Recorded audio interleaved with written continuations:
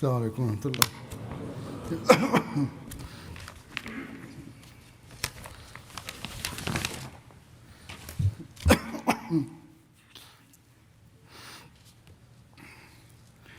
أشهد أن لا إله إلا الله وحده لا شريك له وأشهد أن محمدا عبده ورسوله أما بعد فأعوذ بالله من الشيطان الرجيم بسم الله الرحمن الرحيم الحمد لله رب العالمين الرحمن الرحيم مالك يوم الدين إياك نعبد وإياك نستعين اهدنا الصراط المستقيم صراط الذين أنعمت عليهم غير المغضوب عليهم ولا الضالين.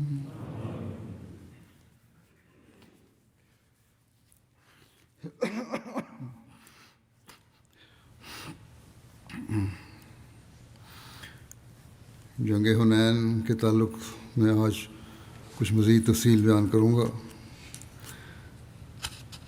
حضرت صلی اللہ علیہ وسلم نے مکے سے روانہ ہوتے وقت حضرت عتاب بن اسید کو مکے کا امیر بنایا. یہ مکے کے پہلے امیر تھے جو مقرر کیے گئے. اس وقت حضرت عتاب کی عمر تقریباً 20 سال تھی. حضرت معاذ بن جبل کو اہل مکہ کو دین کی تعلیم سکھانے کی ذمہ داری سونپی. حضرت عتاب کا تعارف یہ ہے کہ ان کے والد کا نام اسید بن ابو العیس بن امیہ تھا. یہ دونوں باپ بیٹا قریش خاندان کے سرکردہ فرد تھے اور اسلام کے سخت مخالف تھے. ان کی والدہ کا نام زینب تھا. عتاب کے والد فتح مکہ سے پہلے وفات پا چکے تھے اور عتاب کی اسلام سے نفرت اور دوری کا یہ عالم تھا کہ فتح مکہ کے روز جب حضرت بلال نے خانہ کعبہ میں اذان دی تو عتاب اپنے ساتھیوں سے کہنے لگا کہ اللہ کا شکر ہے کہ میرا باپ یہ اذان سننے سے پہلے ہی دنیا سے چلا گیا.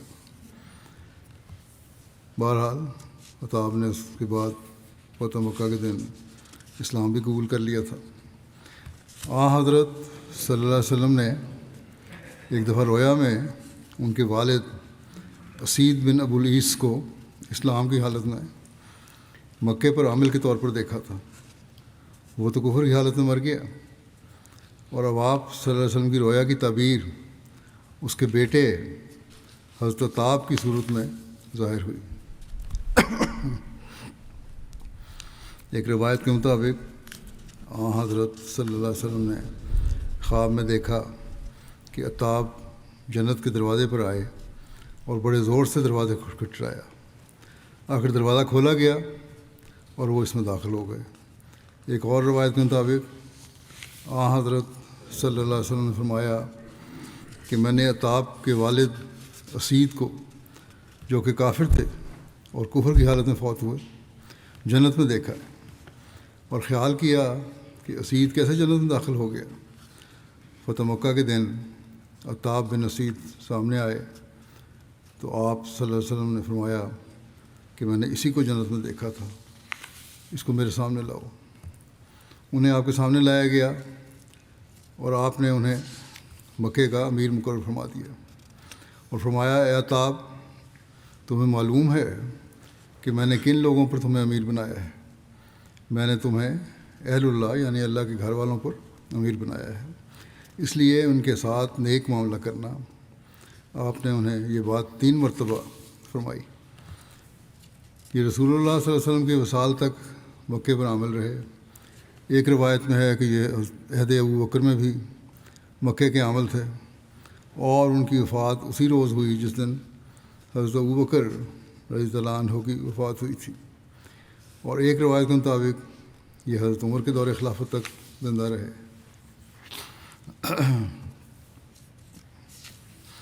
مکے سے حنین کی طرف روانگی کے بارے میں لکھا ہے کہ آپ صلی اللہ علیہ وسلم غزوہ حنین کے لیے 6 شوال کو ہفتے کے دن روانہ ہوئے اور 10 شوال کو مقام حنین پر پہنچے۔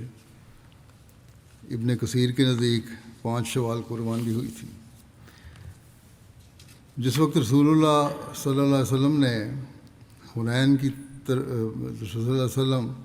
حنین کی طرف چلے تو آپ کی 2 ازواج مطہرات یعنی حضرت ام سلمہ اور حضرت زینب آپ کے ہمراہ تھیں۔ بعض روایات کے مطابق حضرت ام سلمہ اور میمونہ ساتھ تھیں، لیکن معتبر روایات کے مطابق حضرت ام سلمہ اور حضرت زینب آپ کے ہمراہ تھیں۔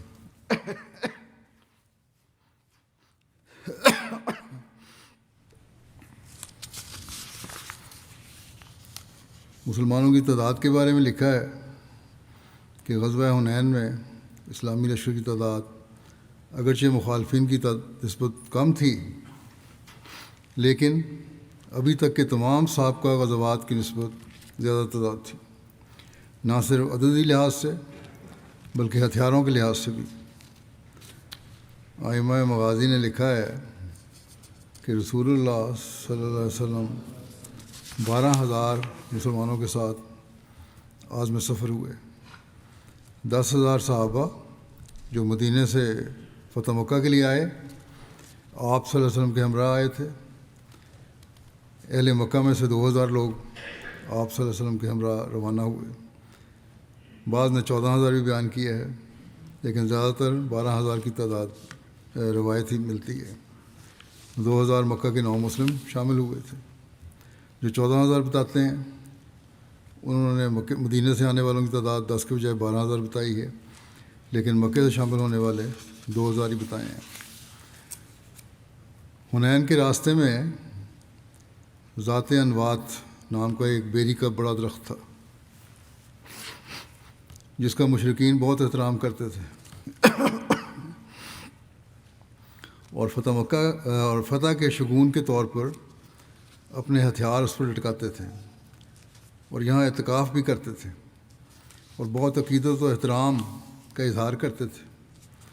جب قافلہ اس درخت کے قریب سے گزرا تو مکے کے چند مسلموں نے حضرت صلی اللہ علیہ وسلم سے درخواست کی کہ ہمارے لیے بھی اسی طرح کا کوئی درخت مقرر کر دیں، تو رسول اللہ صلی اللہ علیہ وسلم نے فرمایا، اللہ اکبر، تم نے وہی بات کی ہے جو موسیٰ کی قوم نے ان سے کہی تھی کہ یا موسیٰ جل لنا الہًا کما لہم آلہہ قال انکم قوم تجہلون۔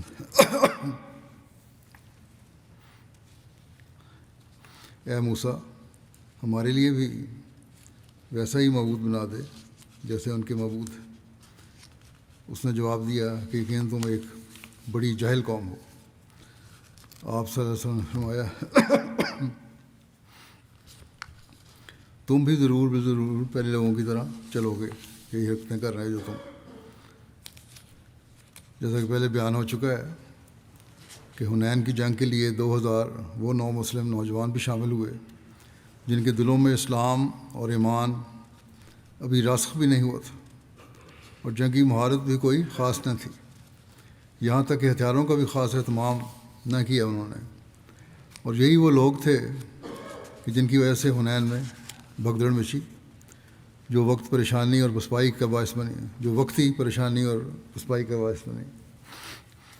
اسی طرح مکے سے کچھ لوگ نبی کریم صلی اللہ علیہ وسلم کے ساتھ نکلے جو مسلمان نہیں تھے، کچھ سوار اور کچھ پیدل، یہاں تک کہ عورتیں بھی ساتھ چل پڑیں، جو بس یہ دیکھنے کے لیے ساتھ ہوئی تھیں کہ جنگ کا نتیجہ کیا نکلتا ہے، اور اگر مسلمانوں کو فتح ہوئی تو مال غنیمت مل جائے گا، اور انہیں اس سے کوئی غرض نہ تھی کہ رسول اللہ صلی اللہ علیہ وسلم یا صحابہ کو کوئی صدمہ یا تکلیف پہنچے۔ ان کا ایک حصہ محض تماشبین کے طور پر ساتھ شامل ہوا تھا، اور ان میں کچھ مشرکین بھی تھے جو مشرک ہونے کی حالت میں ساتھ شامل تھے۔ ان مشرکین کی تعداد 80 کے قریب بیان کی جاتی ہے، جس کی وجہ سے بعض سیرت نگاروں نے یہ بھی بیان کیا ہے کہ وہ پہلی جنگ تھی کہ جس میں نبی کریم صلی اللہ علیہ وسلم نے مشرکوں سے بھی مدد لی، جبکہ اس سے پہلے نبی صلی اللہ علیہ وسلم ہمیشہ کسی بھی مشرک کو جنگ میں شامل نہ فرماتے تھے، کیونکہ آپ صلی اللہ علیہ وسلم فرمایا کرتے تھے کہ انا لا نستعین بمشرک، کہ ہم کسی مشرک سے مدد نہیں چاہتے۔ لیکن ان کے مطابق جنگ حنین میں آپ نے پہلی مرتبہ مشرکین کو بھی شامل کیا۔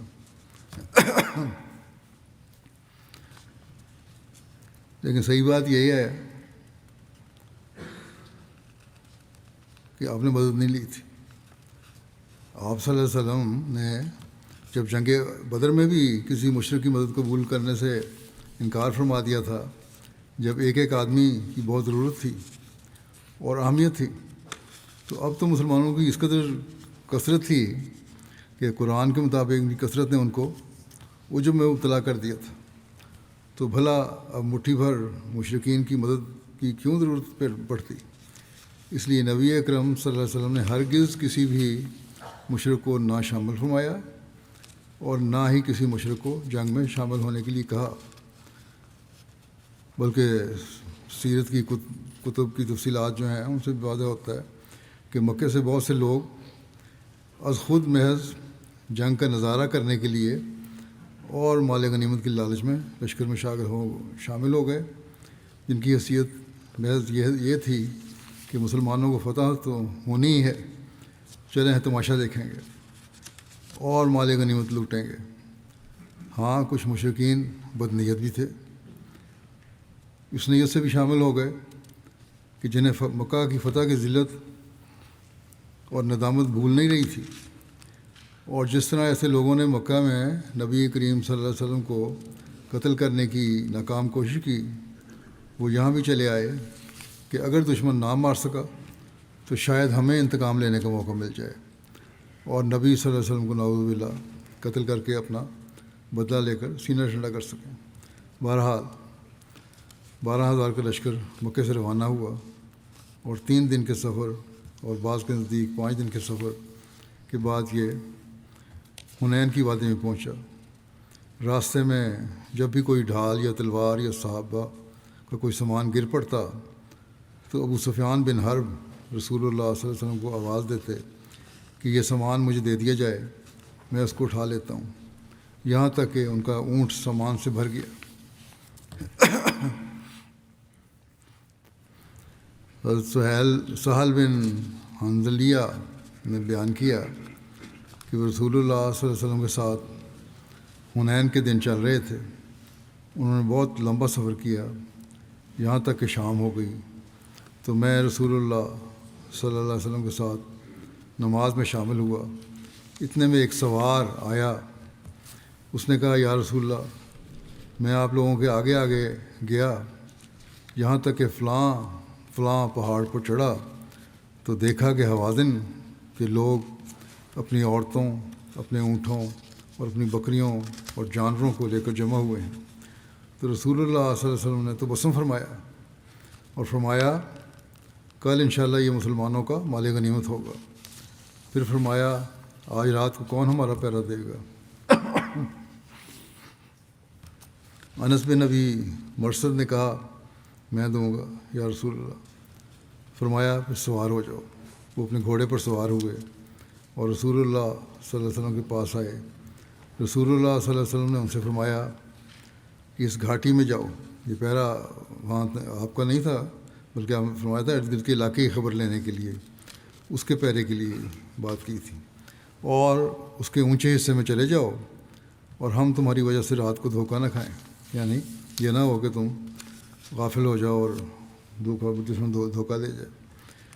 جب صبح ہوئی تو رسول اللہ صلی اللہ علیہ وسلم اپنی نماز کی جگہ کے لیے نکلے۔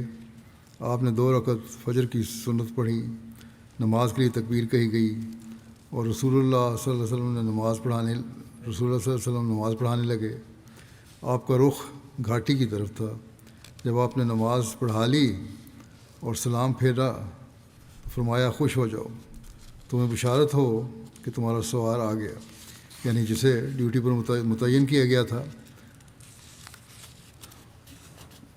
کہتے ہیں کہ صحابہ کہ ہم گھاٹی میں درختوں میں دیکھنے لگے یہاں تک کہ وہ آ گیا اور رسول اللہ صلی اللہ علیہ وسلم کے پاس آ کر کھڑا ہو گیا۔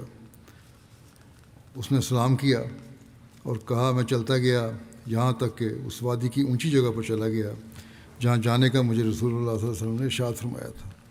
جب صبح ہوئی میں دونوں وادیوں میں چڑھا، میں نے دیکھا مگر مجھے کوئی نظر نہ آیا، تو رسول اللہ صلی اللہ علیہ وسلم نے فرمایا رات کو تم نیچے اترے ہو؟ اس نے کہا نہیں، سوائے نماز کے لیے یا قضائے حاجت کے لیے۔ رسول اللہ صلی اللہ علیہ وسلم نے اسے فرمایا تمہارے لیے جنت واجب ہو گئی، اچھی ڈیوٹی دی تم نے۔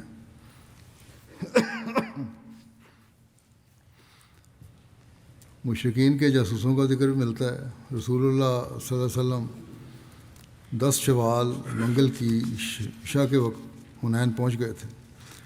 مالک بن عوف نے حوازن کے 3 آدمیوں کو بطور جاسوس بھیجا کہ وہ مسلمانوں کے لشکر میں پھر کر جائزہ لیں اور ساری تفصیل آ کر بتائیں، لیکن یہ تینوں جب واپس آئے تو وہ حواس باختہ تھے۔ مالک نے کہا کہ تمہارا برا ہو، تمہیں کیا ہوا ہے؟ انہوں نے جواب دیا کہ ہم نے گھوڑوں پر سفید آدمیوں کو دیکھا ہے، اللہ کی قسم اگر جنگ ہو گئی تو ہم اس حالت پر قابو نہیں پا سکیں گے، اللہ کی قسم ہم زمین والوں سے قتال نہیں کر سکتے تو ہم آسمان والوں سے کیسے جنگ کریں گے؟ اگر تو ہماری بات مانے تو تو اپنی قوم کے ساتھ واپس چلا جا، اگر لوگوں نے وہی دیکھا جو کچھ ہم نے دیکھا ہے تو ان کو بھی وہی تکلیف پہنچے گی جو ہمیں پہنچی۔ اس نے کہا تم پر ہلاکت ہو، تم لشکر میں سے سب سے زیادہ بزدل ہو۔ اس نے اس خوف سے انہیں چھپا دیا کہ یہ خبر سارے لشکروں میں پھیل جائے، باہر نہیں جانے دیا، اور کہا کہ مجھے بہادر آدمی کی خبر دو۔ ان سب نے، وہاں جو لوگ تھے انہوں نے ایک آدمی پر اتفاق کیا کہ یہ بہت بہادر ہے۔ پھر وہ نکلا، وہ بھیجا اس کو، وہ بھی جلدی واپس لوٹ آیا۔ وہ بھی اسی طرح مروب تھا جیسے ان کے پہلے 3 ساتھی مروب تھے۔ اس نے پوچھا مالک نے کہ تم نے کیا دیکھا؟ تو اس بہادر نے جواب دیا کہ میں نے ایسے سفید لوگوں کو چتکبرے گھوڑوں پر دیکھا ہے جن کے طرف دیکھنے کی بھی طاقت نہیں ہے، اللہ کی قسم مجھے وہ رعب لاحق ہو گیا ہے جس کو تو دیکھ رہا ہے، میں اس پر قابو نہیں پا سکتا، بہتر ہے کہ ہم یہاں سے واپس لوٹ جائیں۔ لیکن اس کے باوجود مالک بن عوف اپنے ارادے سے باز نہ آیا۔ دشمن کے جاسوسوں نے اپنے جس مشاہدہ کا ذکر کیا ہے، سیرت نگاروں کے بیان کے مطابق اس کے دونوں پہلو مراد ہو سکتے ہیں۔ ایک گروہ کا یہ خیال ہے کہ ان جاسوسوں نے فرشتوں کو دیکھا اور ان کو دیکھ کر خوفزدہ ہو گئے، جبکہ ایک یہ خیال ہو سکتا ہے کہ انہوں نے جب مسلمانوں کے لشکر کو دیکھا تو ایک خدائی رعب ان پر ایسا طاری ہوا کہ وہ خوفزدہ ہو گئے۔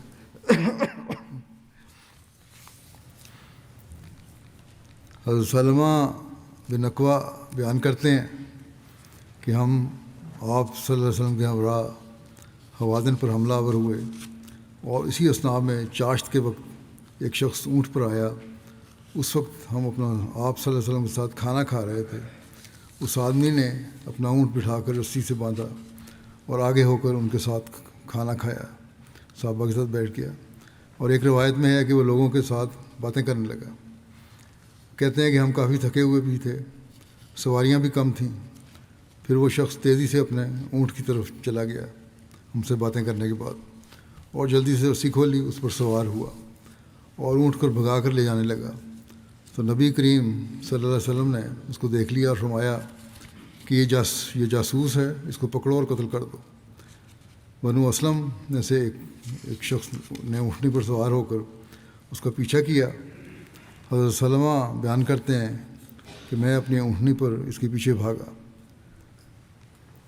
اس کے قریب پہنچ کر آگے سے اس کے اونٹ کی نکیل پکڑ لی. میں نے اس کے اونٹ کو بٹھایا. جب اس نے اپنا گھٹنا زمین پر رکھا تو میں نے تلوار سے وار کیا اور اس شخص کی گردن اڑا دی. نیچے گر گیا وہ. میں نے اس کا اونٹ، اسلحہ اور سب سامان لے لیا اور آپ صلی اللہ علیہ وسلم کی خدمت میں حاضر ہو گیا. آپ صلی اللہ علیہ وسلم نے لوگوں سے پوچھا اس کو کس نے مارا ہے؟ صحابہ نے عرض کیا ابن عقبہ نے. تو آپ صلی اللہ علیہ وسلم فرمایا یہ سارا سامان بھی اسی کا ہے. مسلمانوں کی 12,000 کی تعداد کے مقابلے دشمن کی تعداد 30,000 تھی.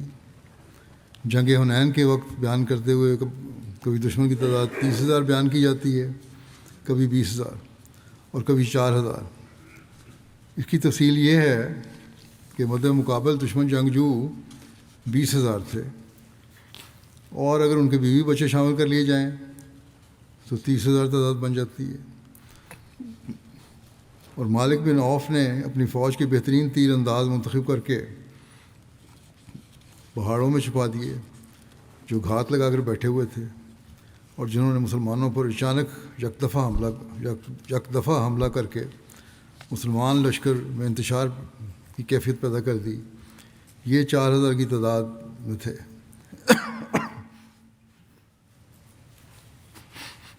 بنو حوازن کے سپہ سالار مالک بن عوف نے اپنی فوج کی صف بندی اس طرح کی کہ جب رات 2/3 گزر چکی تو مالک بن عوف اپنے لشکر کے پاس گیا اور ان کو وادی حنین میں مقررہ جگہوں پر چھپا دیا.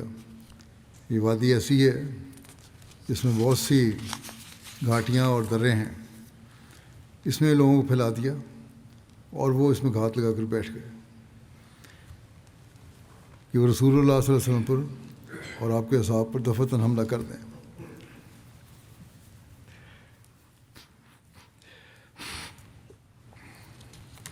کفار کی صف بندی یوں تھی کہ سب سے آگے گھڑ سوار، ان کے پیچھے پیادہ فوج، ان کے پیچھے اونٹوں پر عورتیں اور ان کے بچے، اور ان کے پیچھے دوسرا مال، اونٹ، بھیڑ بکریاں اور دیگر مویشی.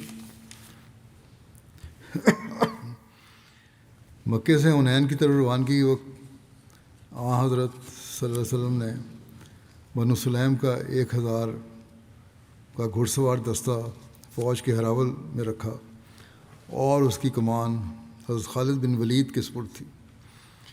جب لشکر جیرانہ مقام پر پہنچا تو سحری کے وقت رسول اللہ صلی اللہ علیہ وسلم نے تمام لشکر کو میمنہ یعنی دایاں حصہ اور میسرہ بایاں حصہ اور قلب یعنی درمیانہ حصہ میں تقسیم کیا اور فرمایا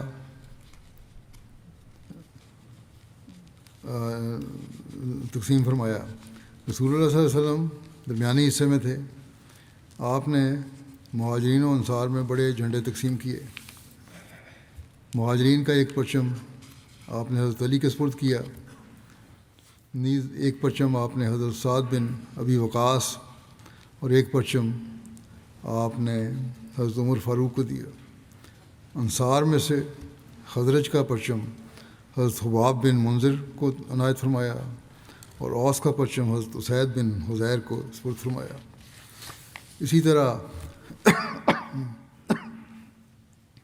حضرت ابو بردہ بن نیار، حضرت ابو لبابہ بن عبد المنذر اور حضرت قتادہ بن نعمان کو بھی پرچم عطا ہوئے. اس کے علاوہ 20 سے زائد چھوٹے جھنڈے بھی آپ صلی اللہ علیہ وسلم نے مختلف گروہوں میں تقسیم فرمائے.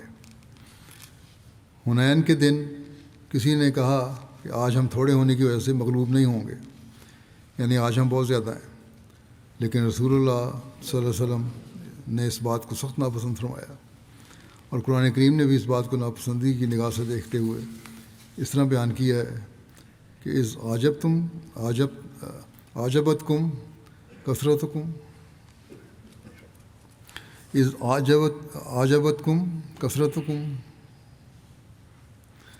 کہ جب تمہاری کثرت نے تمہیں تکبر میں مبتلا کر دیا.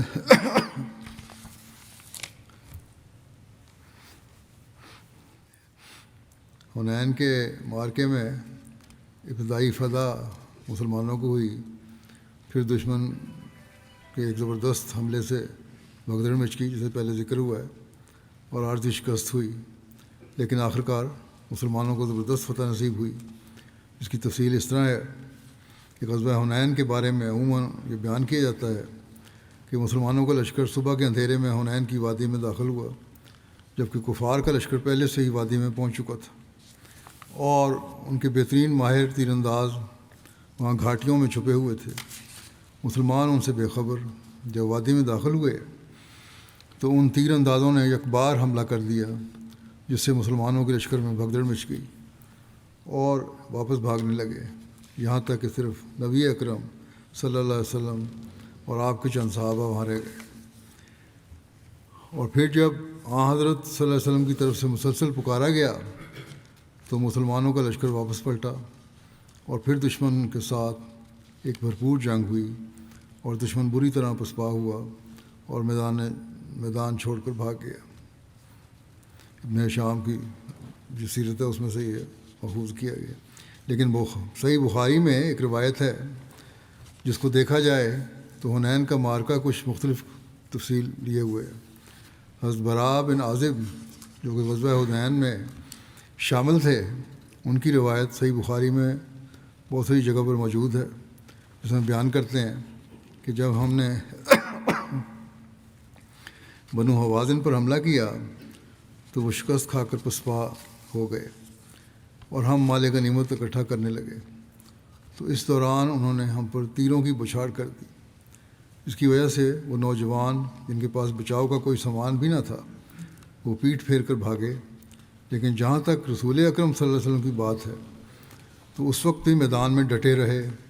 راوی براء بن عازب کہتے ہیں، اور میں نے رسول اللہ صلی اللہ علیہ وسلم کو دیکھا، آپ سفید خچر پر سوار تھے اور ابو سفیان بن حارث اس کی لگام پکڑے ہوئے تھے، اور آپ یہ فرما رہے تھے، ان النبی لا کذب انا ابن عبد المطلب، کہ میں نبی ہوں، یہ کوئی جھوٹ نہیں، اور میں عبد المطلب کا بیٹا ہوں۔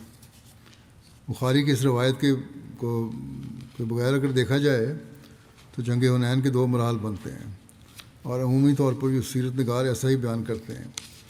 اول تو مسلمانوں کا اچانک حملے کی وجہ سے منتشر ہونا، اور دوم یہ کہ مسلمانوں کا پھر سے جمع ہو کر حملہ کرنا اور دشمن کو شکست سے دوچار کرنا۔ لیکن اگر بخاری کی اس روایت کو بنیاد بنایا جائے اور یہی زیادہ درست معلوم ہوتا ہے تو جنگ حنین کے 3 مراحل بنتے ہیں۔ پہلے مرحلے میں کہ مسلمانوں کا لشکر بلا جھجک حنین کی وادی میں داخل ہوا تو دشمن کا جو لشکر ان کے سامنے تھا وہ پسپا ہوتا چلا گیا، اور مسلمانوں نے جب ان کی پسپائی دیکھی تو مسلمانوں کا ایک حصہ مال غنیمت لوٹنے میں مصروف ہو گیا۔ دوسرے مرحلے میں یہ ہوا کہ بنو حوازن کے سپہ سالار مالک بن عوف نے اپنے بہترین 4000 تیر انداز گھاٹیوں میں جو پوشیدہ کیے طور پر متعین کیے ہوئے تھے، انہوں نے جب دیکھا کہ مسلمانوں کا لشکر وادی میں داخل ہو رہا ہے تو اس پر انہوں نے یکبارگی تیروں کا زبردست حملہ کر دیا۔ بنو حوازن عرب کے بہترین تیر انداز تھے۔ صبح کا اندھیرا اور مسلمانوں کی ایک تعداد مال غنیمت جمع کرنے میں مصروف، اور ان میں بھی ایک تعداد مکے کے ان 9 مسلموں کی تھی جن کے دلوں میں اسلام بھی ابھی اچھی طرح راسخ نہیں ہوا تھا، اور ان کے پاس خود اور زرہ وغیرہ کوئی خاص حفاظتی سامان بھی نہ تھا کہ تیروں سے اپنا بچاؤ کر سکتے۔ چنانچہ تیروں کے اس اچانک حملے سے بچنے کے لیے یہ لوگ وہاں سے بھاگے۔ ان کی سواریاں بھی تھیں۔ جب یہ پیچھے کی طرف اچانک بھاگے تو سارے لشکر میں ایک بھگدڑ سی مچ گئی، اور اونٹوں اور گھوڑوں نے بھاگنا شروع کر دیا۔ جانور بھڑکنے لگے، گھاٹی کی وجہ سے راستہ بھی تنگ تھا، جانور لوگوں کو پاؤں تلے رونتے رہے۔ لشکر کی اس بھگدڑ کی وجہ سے حضرت خالد بن ولید خود زخمی ہو کر گھوڑے سے نیچے گر گئے، اور مسلمانوں کا لشکر منتشر ہو گیا۔ یہ بھی ایک سیرت کتاب میں لکھا ہے۔ اور تیسرا مرحلہ جو ہے اس فیصلہ کن وہ اس طرح ہوا جو اس کی حضرت انس بن مالک نے روایت کی ہے کہ لشکر کے پہلے حصے کے قدم اکھڑ گئے.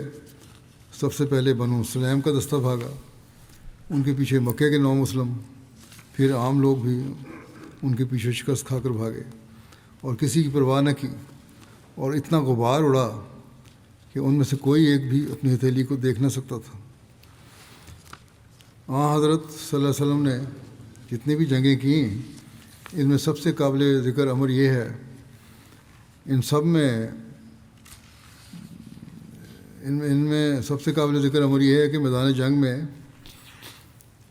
صورتحال کیسی بھی رہی ہو، ہر جنگ میں آپ صلی اللہ علیہ وسلم کی ثابت قدمی اور جرأت کی کوئی مثال نہیں ملتی.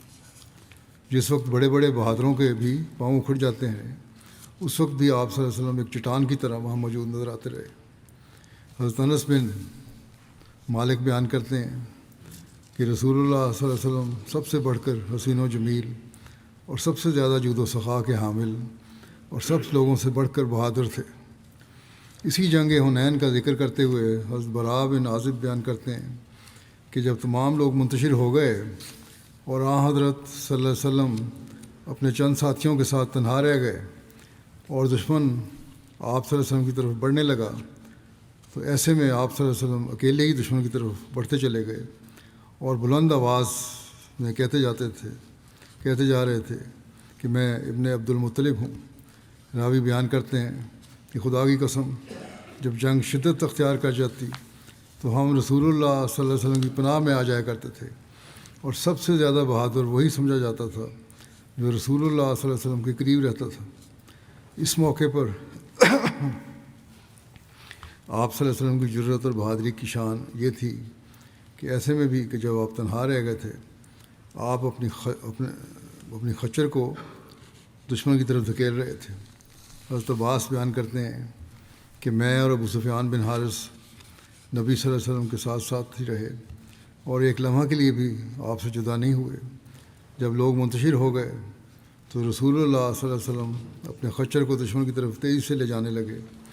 اس موقع پر میں لگام پکڑ کر خچر کو روکنے لگا کہ وہ اور تیز نہ ہو، اور ابو سفیان بن حارث رکاب تھامے ہوئے تھے.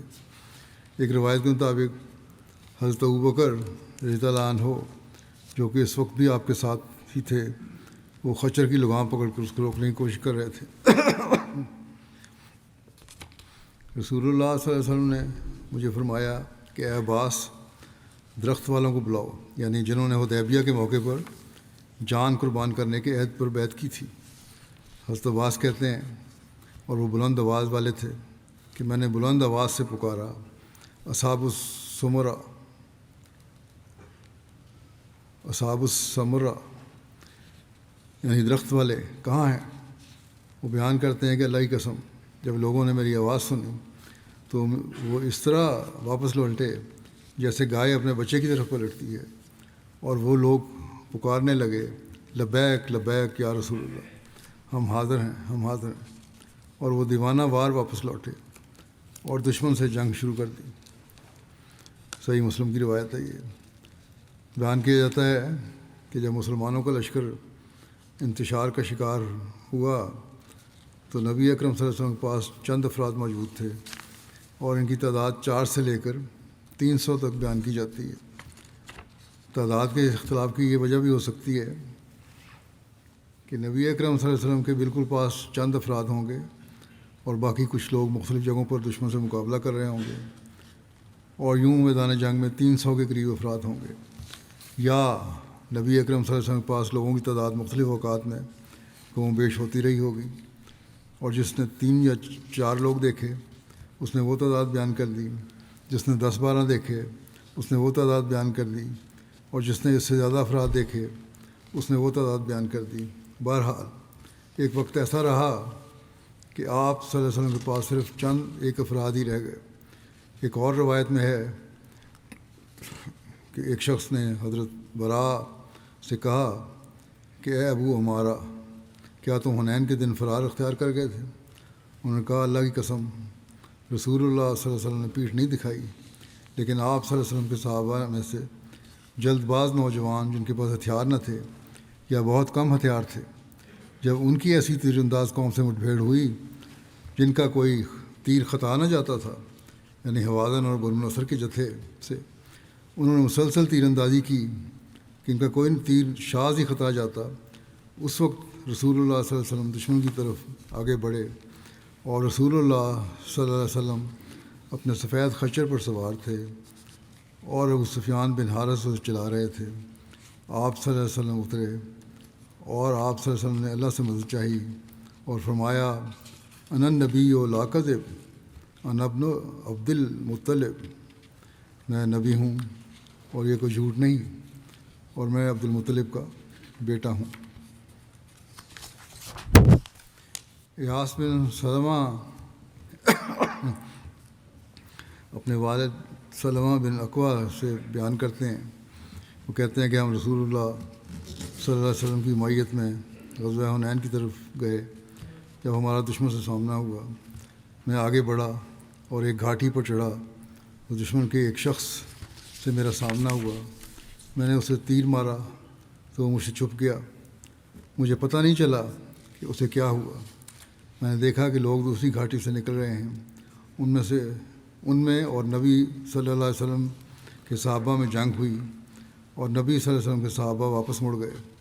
میں پسپا ہو کر لوٹا، مجھ پر 2 چادریں تھیں، ایک میں باندھے ہوئے تھا اور دوسری اوپر لیے ہوئے تھا۔ میری چادر کھلنے لگی تو میں نے دونوں کو اکٹھا کر لیا اور پیچھے ہٹتا ہوا رسول اللہ صلی اللہ علیہ وسلم کے سامنے سے گزرا۔ آپ سیاہ و سفید رنگ کے خچر پر تھے۔ رسول اللہ صلی اللہ علیہ وسلم نے فرمایا، ابن اکوع نے کوئی پریشانی دیکھی ہے؟ یہ حالت واپس کیوں دوڑ رہا ہے؟ حضرت مسلم رضی اللہ عنہ حنین کے دن تیر کھا کر واپس مڑنے کے واقعے کا ذکر کرتے ہوئے فرماتے ہیں کہ غزوہ حنین میں جب مسلمانوں کا لشکر پیچھے ہٹا کیونکہ دشمن کے تیروں کے حملے نے شدت اختیار کر لی تھی، تو آپ صرف چند صحابہ کو ساتھ لے کر دشمن کی طرف آگے بڑھے۔ حضرت ابوبکر نے یہ دیکھ کر کہ دشمن کا حملہ شدید ہے، آپ کو روکنا چاہا اور آگے بڑھ کر آپ کے گھوڑے کی باگ پکڑ لی، مگر آپ صلی اللہ علیہ وسلم نے فرمایا، چھوڑ دو میرے گھوڑے کی باگ کو۔ اس کے بعد آپ شعر پڑھتے ہوئے آگے بڑھے کہ انا النبی و لا کذب، انا ابن عبد المطلب، یعنی میں خدا کا نبی ہوں اور جھوٹا نہیں ہوں، اور میں عبد المطلب کا بیٹا ہوں۔ آپ کا یہ فرمانا کہ میں عبد المطلب کا بیٹا ہوں، اس کا یہ مطلب یہ تھا کہ اس وقت دشمن کا حملہ اس قدر شدید ہے کہ دشمن کے 4000 تیر انداز تیروں کی بارش برسا رہے ہیں۔ اس عرصے میں، اس حالت میں میرا آگے بڑھنا انسانیت کی شان سے بہت بلند اور بالا نظر آتا ہے۔ اس سے کوئی دھوکہ نہ کھائے اور یہ نہ سمجھے کہ مجھ میں کوئی خدائی طاقت ہے۔ میں تو عبد المطلب کا بیٹا ہی ہوں اور ایک بشر ہوں، صرف اللہ تعالیٰ کی مدد میرے نبی ہونے کی وجہ سے میرے ساتھ ہے۔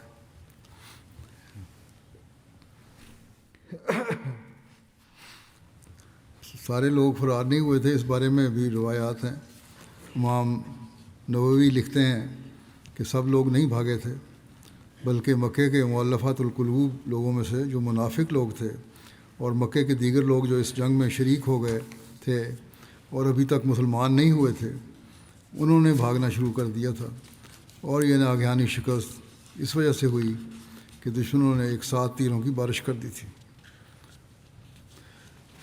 بہرحال امام نووی کی یہ بات درست ہے کہ میدان جنگ سے ڈر اور خوف کے مارے فرار ہونے والے تمام مسلمان بالکل بھی نہیں تھے، یعنی سب لوگ نہیں دھر رہے تھے، وہ صرف مکے کے 9 مسلم تھے، جن میں ایک تعداد ان لوگوں کی بھی تھی جو دل سے لڑائی کے لیے شامل نہیں ہوئے تھے۔ وہ تو مال غنیمت کے لالچ میں یا محض تماشائی کی حیثیت سے شامل ہوئے تھے، لیکن یہ بھی حقیقت ہے کہ ان کے بھاگنے کی وجہ سے اور زبردست تیر اندازی کی وجہ سے دوسرے مسلمانوں کی سواریاں بہتک گئی تھیں، اور وہ سواریاں ان مسلمانوں کو اپنے ساتھ لے کر بھاگ کھڑی ہوئی تھیں، اور بہت بڑی تعداد اس طرح دوڑی تھی جو ارادتاً نہیں دوڑے تھے، مگر بدکی ہوئی سواریوں کی وجہ سے پیچھے مڑ گئے۔ اس کی وجہ سے مخلص اور وفادار مسلمان بھی کچھ دیر کے لیے بے بس ہو گئے تھے۔ بہرحال اس کی مزید تفصیلات بھی ہیں، انشاءاللہ آئندہ بیان ہوں گی۔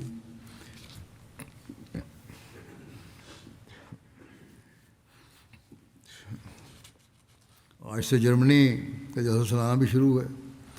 وہاں کے تمام شاملین کو دعا کرنی چاہیے کہ اللہ تعالیٰ انہیں جلسے کے مقاصد کو پورا کرنے کی توفیق دے اور صرف میلہ سمجھ کر یہاں جمع نہ ہوں بلکہ ان دنوں میں اپنی علمی، عملی اور روحانی ترقی میں مستقل بڑھتے چلے جانے کا عہد کریں اور اس کے لیے کوشش کریں. ان دنوں میں خاص طور پر ذکر الہی اور دعاؤں میں وقت گزاریں. جہاں اپنے لیے، اپنی نسلوں کے لیے دعا کریں، وہاں جماعت کی ترقی اور ہر مخالف کی شر سے اللہ تعالیٰ کی پناہ میں آنے اور ان کے شر کے خاتمہ کے لیے بھی دعا کریں. اللہ تعالیٰ ان کی شر سے بچائے. پاکستان میں آئے دن کوئی نہ کوئی تکلیف دہ واقعہ ہو جاتا ہے. اللہ تعالیٰ جلد ان مخالفین کی پکڑ کے سامان فرمائے. عمومی طور پر دنیا کے امن کے لیے بھی دعا کریں. یہ دنیا والے اپنے عمل کی وجہ سے اپنی تباہی کے قریب تر ہوتے چلے جا رہے ہیں. اللہ تعالیٰ ہمیں اس خوفناک تباہی سے بچائے. فلسطینیوں کے لیے بھی دعا کریں. اسرائیلی حکومت نے تو ظلم و بربریت کی انتہا کر دی ہے. لگتا ہے کہ فلسطینیوں کو صفحہ ہستی سے ہی مٹانا چاہتے ہیں. مظلوم بچوں، عورتوں، بوڑھوں اور بیماروں، معصوموں پر ظلم کی حد ہو گئی ہے. ایک قتل عام ہو رہا ہے ہر جگہ. اب تو بعض دنیا دار سیاستدان اور حکومتیں بھی کچھ آواز اٹھانے لگ گئی ہیں کہ یہ غلط ہے، یہ غلط ہے، بند کرو اس کو.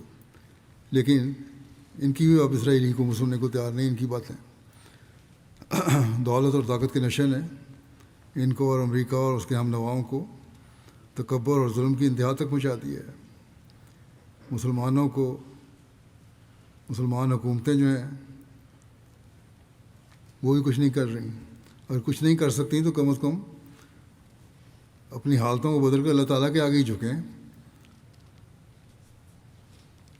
تاکہ اللہ تعالیٰ ہی ان کی مدد کو آئے. کاش کہ ان کو یہ بھی عقل آ جائے. اسی طرح مسلمانوں پر ظلم کر رہے ہیں. اللہ تعالیٰ ان کو بھی اس ظلم سے روکے. آج یہ ہم احمدیوں کا کام ہے کہ ان سب ظلموں کے خلاف جہاں جہاں بس چلتا ہے آواز پہنچائیں اور خاص طور پر دعائیں کریں اور درد دل سے دعائیں کریں. اللہ تعالیٰ اس کی توفیق عطا فرمائے.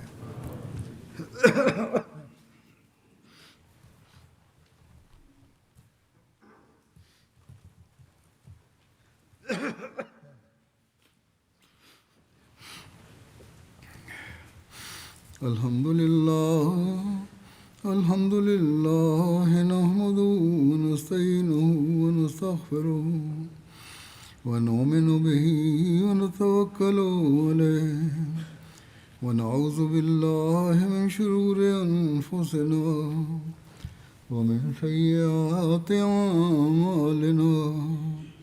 من يهده الله فلا مضل له ومن يضلل فلا هادي له.